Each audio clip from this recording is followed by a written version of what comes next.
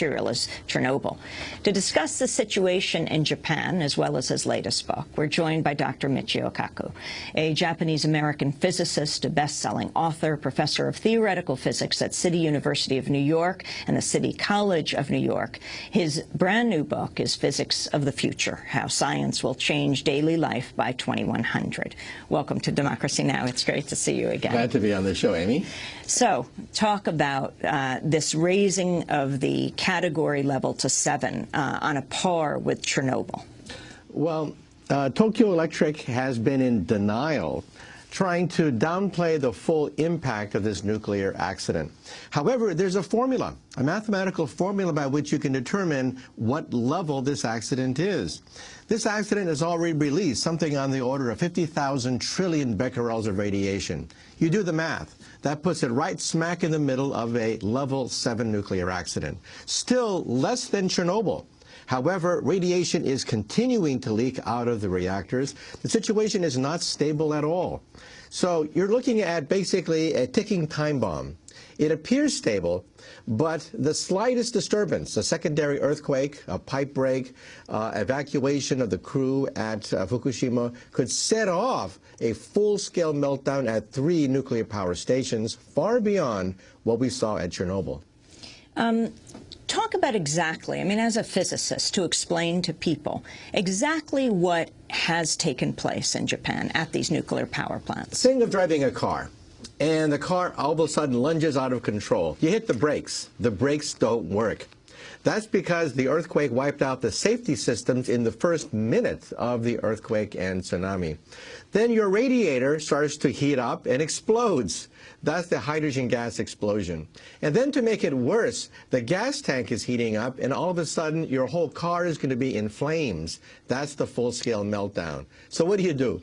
You drive the car into a river. That's what the utility did by putting seawater from the Pacific Ocean in a desperate attempt to keep water on top of the core.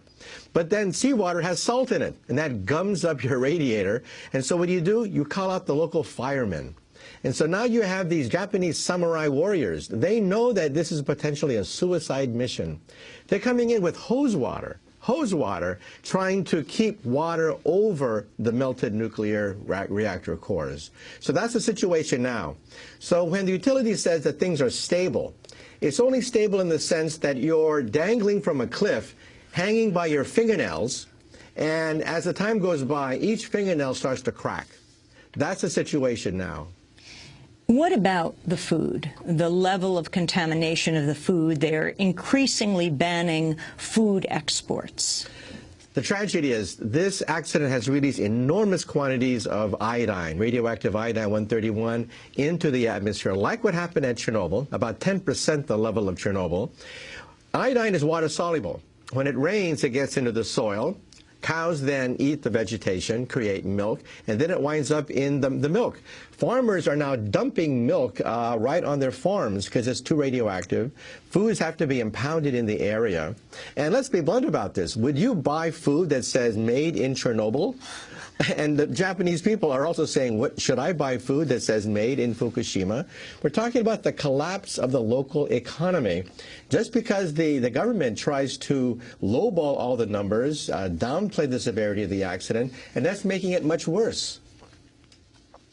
What do you think has to be done now? I mean, one of the biggest problems is secrecy, both with the Tokyo company that runs the plants and also the government, the constant downplaying from the beginning. And yet there are so many people who have been evacuated who are demanding compensation. There was just a major protest at TEPCO with the people in the area who've been evacuated, no jobs, no money, saying we demand compensation. Well, TEPCO is like the little Dutch boy. All of a sudden, we have cracks in the dike. You put a finger here, you put a finger there, and all of a sudden, new leaks start to occur, and they're overwhelmed. I suggest that they be removed from leadership entirely and be put as consultants. An international team of top physicists and engineers should take over with the authority to use the Japanese military. I think the Japanese military is the only organization capable of bringing this raging accident under control. And that's what Gorbachev did in 1986. He saw this flaming nuclear power station in Chernobyl. He called out the Red Air Force. He called out helicopters, tanks, armored personnel carriers, and buried the Chernobyl reactor in 5,000 tons of cement, sand, and boric acid. That's, of course, a last-ditch effort, but I think the Japanese military should be called out. To do? Because of the fact that the radiation levels are so great, workers can only go in for perhaps 10 minutes, 15 minutes at a time, and they get their year's dose of radiation. You're there for 1 hour, and you have radiation sickness. You vomit, your white corpuscle count goes down, your hair falls out. You're there for a day, and you get a lethal amount of radiation. At Chernobyl, there were 600,000 people mobilized, each one going in for just a few minutes, dumping sand, concrete, boric acid onto the reactor site. Each one got a medal.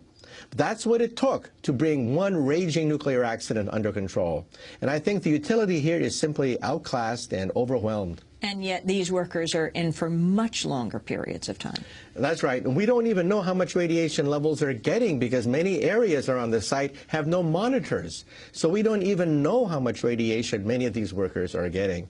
And that's why I'm saying if you have access to the military, you can have the option of sandbagging the reactor, encasing it in concrete, or at least have a reserve of troops that can go in for brief periods of time and bring this monster under control. What about the evacuation zone? Is it big enough? It's pathetic. The United States government has already stated 50 miles for evacuating U.S. personnel. The French government has stated that all French people should consider leaving the entire islands. And here we are with the government talking about 6 miles, 10 miles, 12 miles. And the people there are wondering, what's going on with the government? I mean, why aren't they telling us the truth? Radiation levels are now rising 25 miles from the site, far beyond the evacuation zone. And remember that we could see an increase in leukemia. We could see an increase in thyroid cancers. That's the inevitable consequence of releasing enormous quantities of iodine into the environment. What has to happen to the plant ultimately? Well, in the best case scenario, this is the scenario devised by the utility itself, they hope to bring it under control by the end of this year. By the end of this year, they hope to have the pumps working and the reaction is finally stabilized by the end of this year. Oddly, it's sounding a little bit like BP when they were trying to plug up the hole.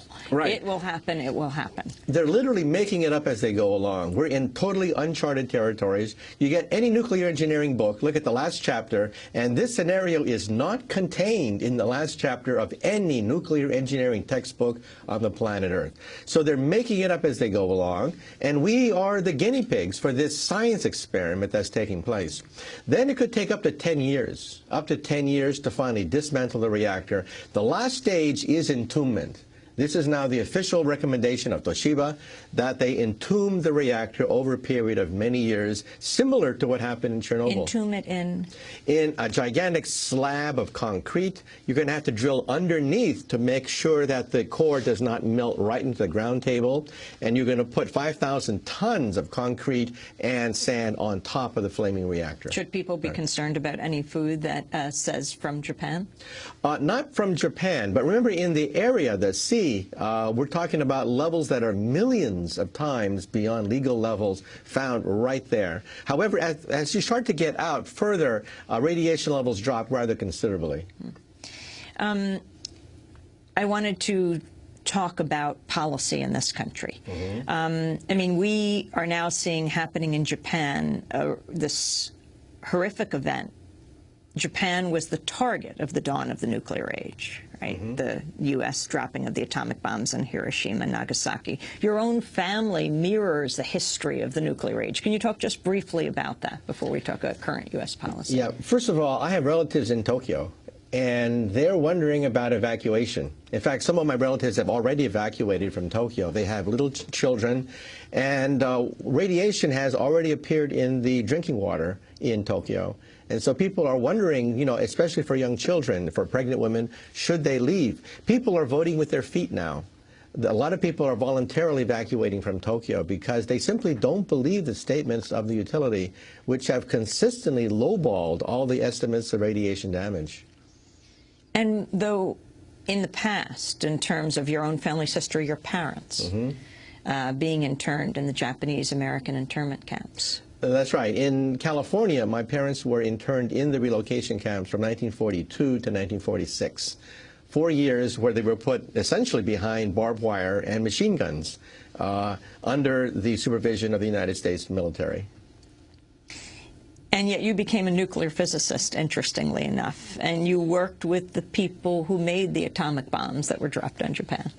Yeah, in fact, my high school advisor was Edward Teller, the father of the hydrogen bomb, and he arranged for me to get a scholarship to Harvard, in fact, and that began my career as a nuclear scientist. Now, Edward Teller, of course, wanted me to work on the Star Wars program. He put a lot of pressure and said, look, we'll give you fellowships, scholarships, go to Los Alamos National Laboratory, Livermore National Laboratory, design hydrogen bombs. But I said no. I said I cannot see my expertise being used to advance the cause of war. And you've been very outspoken when it comes to nuclear power in the United States. This, of course, has raised major issues about nuclear power plants around the world. Many countries saying they're not moving forward. President Obama is taking the opposite position.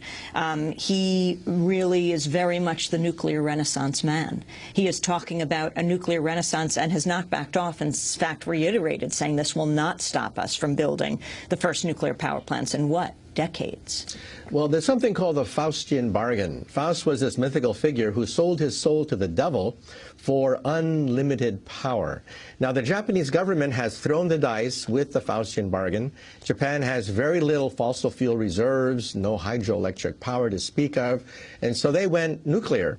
However, in the United States, we're now poised at this key juncture in history where the government has to decide whether to go to the next generation of reactors. These are the so-called gas-cooled pebble bed reactors, which are safer than the current design, but they still melt down. The proponents of this new renaissance say that you can go out to dinner and basically have a leisurely conversation even as your reactor melts down. But it still melts. That's the bottom line. And so what do you think should happen? Do you think nuclear power plants should be built in this country? I think there should be a national debate, a national debate about a potential moratorium.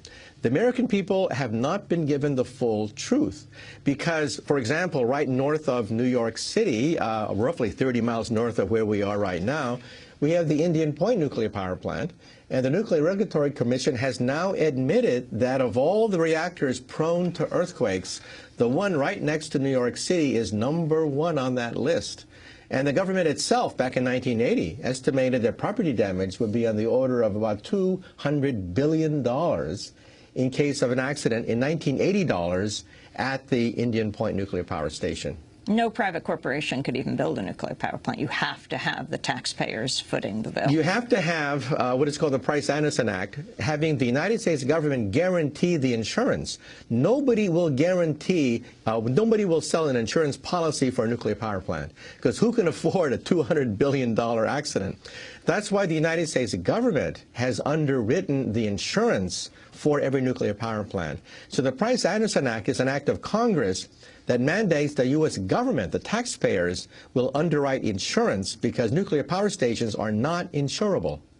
We're talking to Dr. Michio Kaku. We're going to go to break.